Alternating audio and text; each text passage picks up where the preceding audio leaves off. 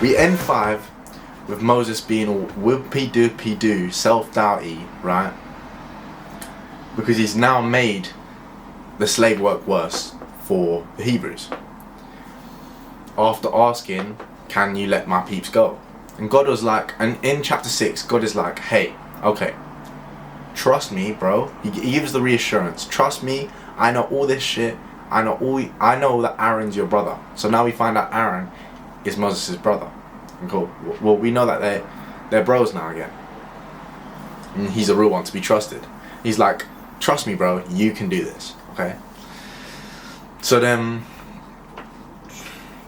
he's also like, next chapter 7, it's like, okay, I'm gonna give you some magic, and you're gonna go wow the Pharaoh, okay?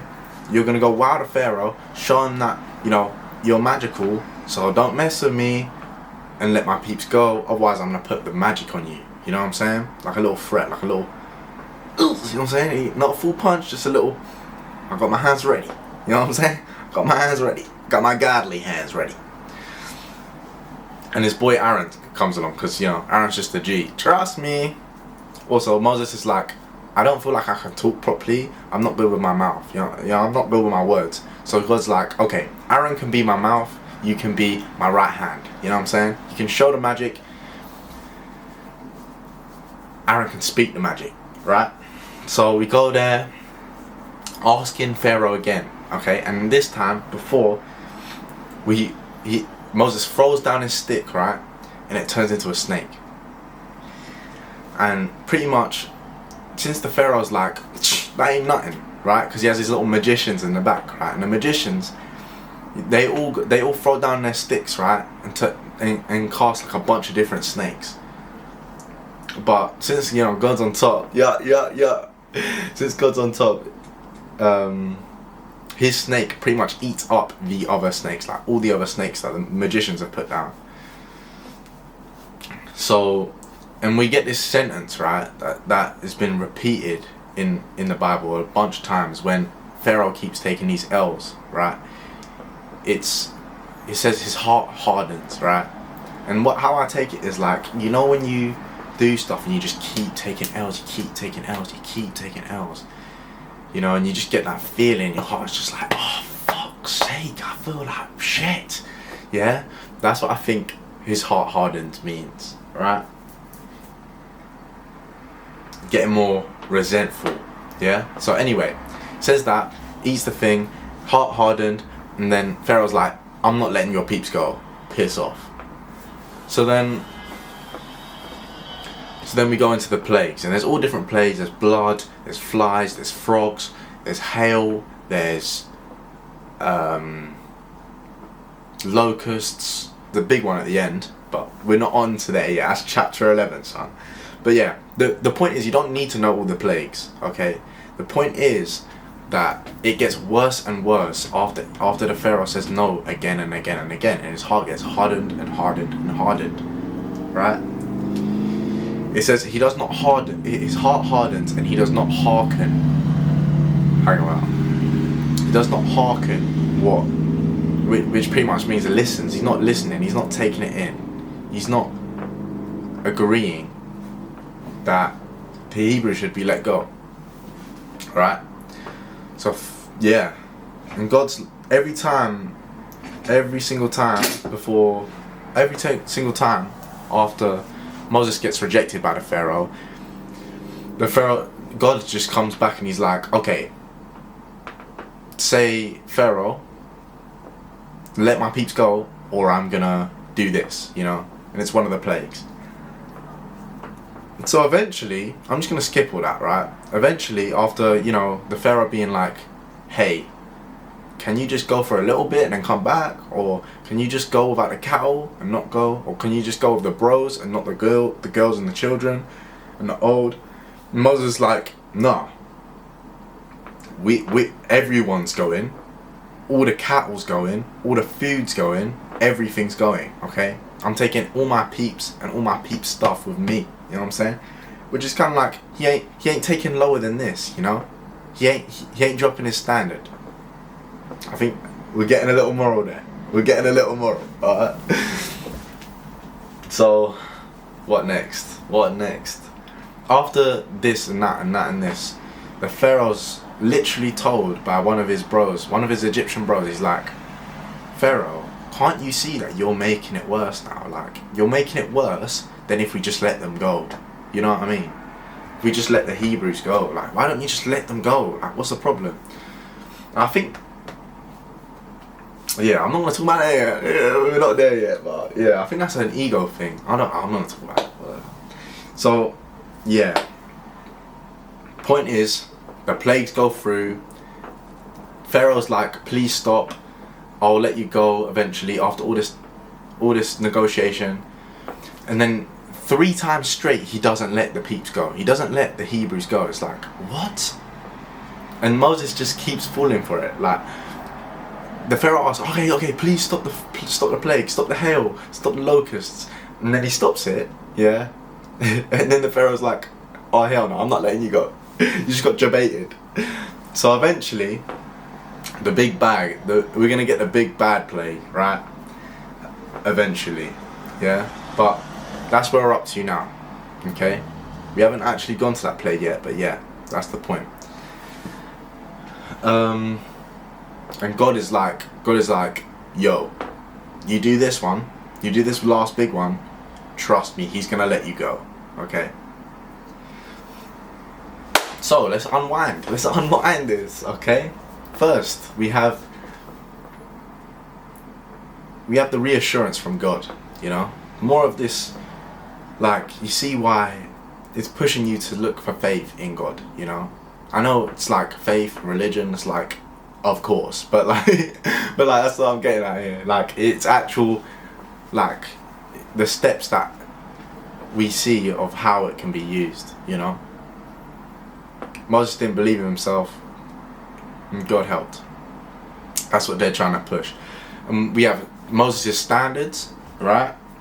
Which come from God, but, you know, also Moses' determination, resolve, yeah?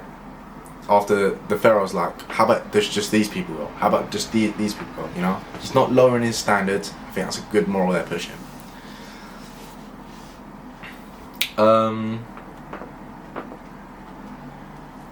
If we think about it as well, like, and away from Moses and that group, we have the Pharaoh, right? The Pharaoh is the king, yeah? And I think this is the whole point, you know? God is low-key one-upping the king. You know, he doesn't need to, because what he's really trying to do is let the peeps go, right? But he's also one-upping the Pharaoh by, like, trying to push him over the edge. And this is where we, like, test the Pharaoh's ego, you know what I'm saying? How far will you go, you know? How far will you ruin your own people, you know, put all these plagues on them, just to not let in and surrender to, you know, God's request, not let the Hebrews go. You know what I'm saying? I think that's a secret, like, moral, like, you know, put the ego aside sometimes, you know? Think about what's best. You know what I'm saying? You don't always have to be on top. If you get what I'm saying. Mega sus, but I think you get what I'm saying. Makes you think. To not lower your standards and what you want. That's how I'm taking it, you know? Maybe to try and adapt more. You know, the Pharaoh's not adapting to this, you know? He's used to being a top dog. And now he's being said, you don't want something your way. He's not letting it happen. Even if it's ruining him and his peeps. So maybe sometime, you know, you ain't got to be top dog.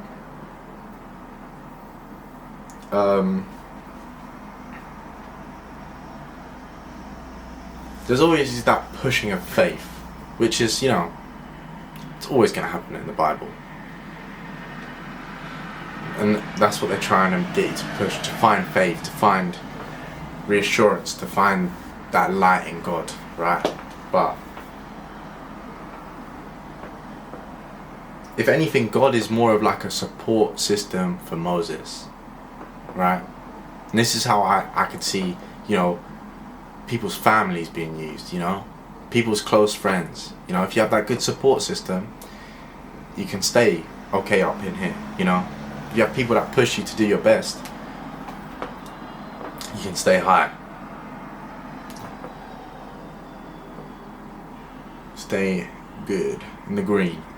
But yeah, that's really it.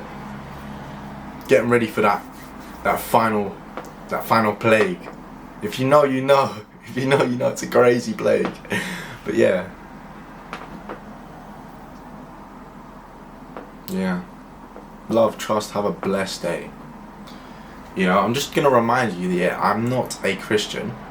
I am someone looking at all these religions trying to find, to be honest, purpose. You know? So yeah. Through the religions, because, you know, they do have faith.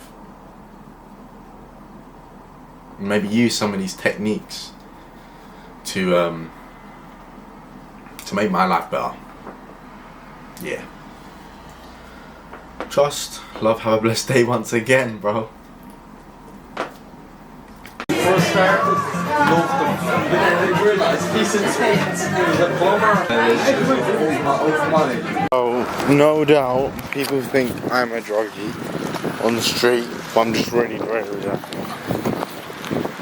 So, pretty much, the goal is to get back to the hotel, because my friends have split up from me, to get back to the hotel, where it's safe and sound,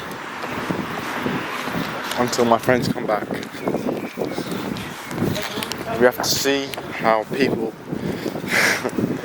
react until I get back to there. So we'll see how it goes. Fuck. Dust. Yo. I'm drunk as hell and I'm trying to find my friends. I'm at my hotel. Let's go. I found my way back. Apparently they're here, but we'll see. This is the state of our group. There's Will. There's Callum. And there's me. Fuck, you know, I got lost, right? Wait, hold on. I got lost, right? And I found my way back. And they've just been here napping the whole time, bro. Fucking hell. So, apparently there's this big techno club called Tunzels that every German person talks about, right? We've been to clubs, we've been to pubs, and they just talk about Tunzels. Tunzels. And now they're just sleeping, dickhead.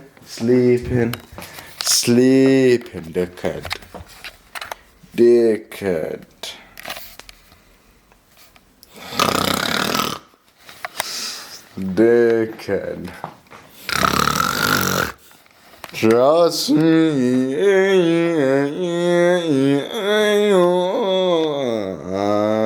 But yeah, so if you make it through the night, I'll update. But if you don't, I'll update. So I'll update. Yeah,